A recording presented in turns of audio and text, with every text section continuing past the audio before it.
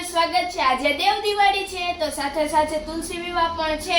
અમારી સોસાયટીમાં અહીંયા તુલસી વિવાહ રાખેલ છે અને અત્યારે તુલસી વિવાહ તો સાંજે છે પણ અત્યારે મંડપ ડેકોરેશન કરે છે બધાય।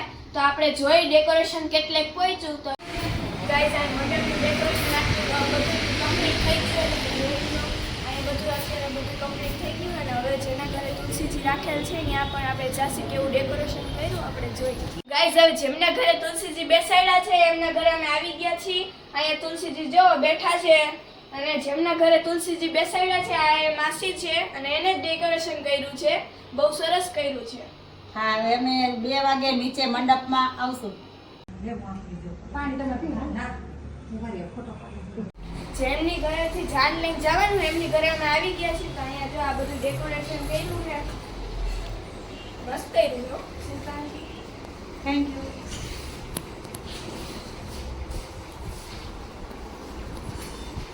હવે આ જો સુલતાનજી છે જે જાન લઈને આવવાના છે। હો મારા શ્યામ છે। અમે જાન લઈને જાશું ચોથા માળે છે ને અમે રહીએ છીએ છઠ્ઠા માળે। મારા કાનાજીનું માગું આવ્યું અને મેં નાનો પાડી। મેં કાંઈ વાંધો નહીં, કાનાજીનું માગું સામેથી આવ્યું છે તો ના થોડી કહેવાય। તો અમે શ્યામનું આજે જાન લઈને સાંજના 7 વાગે નીકળવાના છે। મંડપ વિધિ 2 વાગ્યાની છે। મારા ફ્રેન્ડ પણ અહીંયા છે। આ પણ મારા ફ્રેન્ડ જ છે હો ભાઈ। અમે ફ્રેન્ડની જેમ જ રહીએ છીએ છોકરી બધી મારી સાથે। આ બધું ડેકોરેશન કર્યું આ ડેકોરેશન કર્યું હે સારું કર્યું છે। હવે બધું નીચે ડેકોરેશન ને એવું મંડપમાં બેસી જઈને પછી હું તમને બધું બતાવીશ। નું લગ્ન અમારે ઘરે આવ્યું હતું, અમે વધાવ્યું હતું અને આજે પાછું અમે લગ્ન લઈને મંડપમાં જવાના છીએ। જોણે ગાડું પણ તૈયાર છે। ગાઈઝ અહીંયા બહાર ખાઈ ગયા જો લગ્ન લઈને જવાના હે ને એટલે વરખ આવ્યો વરખ। હવે આપણે મળીએ મંડપમાં નીચે। મંડપની વિધિ ચાલુ થઈ ગઈ છે। તમે જોઈ શકો છો અહીંયા કૃષ્ણ ભગવાન બેઠા છે, તુલસીજી પણ આવી ગયા છે।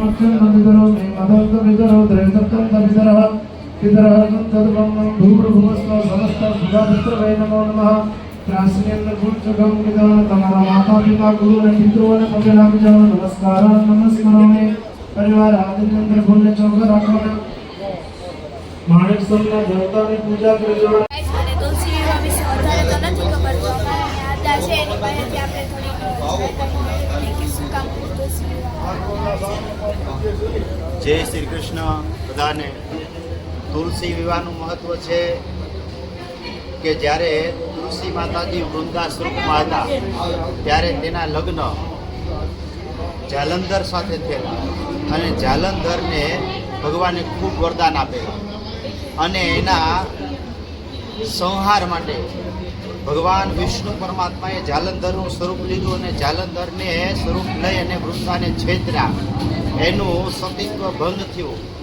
એના હિસાબે ભગવાને શ્રાપ આપવામાં આવ્યો કે તમે શિલા એટલે પથ્થર થશો। ત્યારે ભગવાન વિષ્ણુ પરમાત્માએ કીધું કે હું શિલા થાવ તો તમારે પણ વૃંદામાંથી તુલસી થવું પડશે અને એ પરંપરાથી આજે આપણે તુલસી વિવાહના એકાદશીના 11 તુલસી વિવાહ કરીએ છીએ। અસ્તુ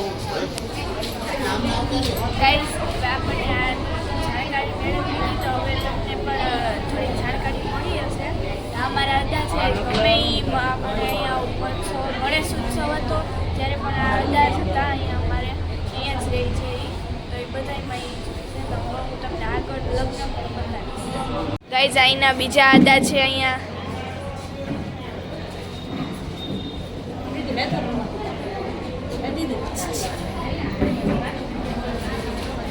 ગાઈસ હવે અમે જાન લઈને જવાના છીએ। જો ગાડી આવી ગઈ છે।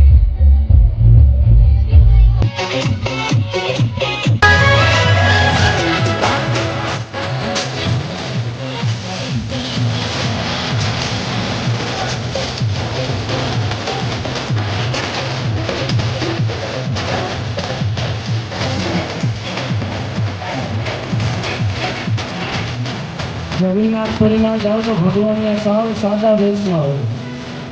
જ્યાં ભગવાન ભોગ દ્વારકામાં જાઓ તો સરસ મજાનો સવાંજન ઉપર બેઠા ભગવાન હાથની અંદર સોનેનો સંસ્કૃતિમાં ધારણ કરેલા હોય। ગળાની અંદર કેટલી બધી વૈજયંતી માલા સૈજતી હોય અને એ ભગવાનને આહુને કન્યાદાન આપવાનો અવસર પ્રાપ્ત થયો.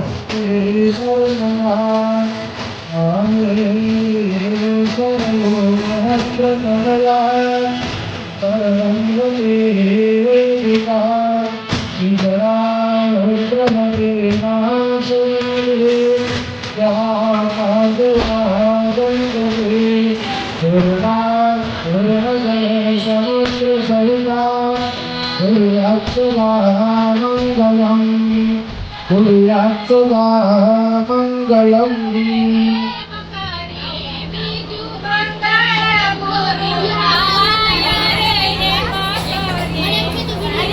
ગાઈઝ અમે ફાઇનલી જાન લઈને આવી ગયા છીએ તો અહીંયા અમે બેસાડી દીધા સ્કાઉટ પર. અમારા ઘરે વિષ્ણુજી લક્ષ્મીજી પધાર્યા છે. બહુ આનંદ થાય છે, બહુ આનંદ થાય છે. અંદરથી તો આમ એટલો ઉમંગ આવે છે કે હા ધન્ય કરી દીધું મારું ઘર.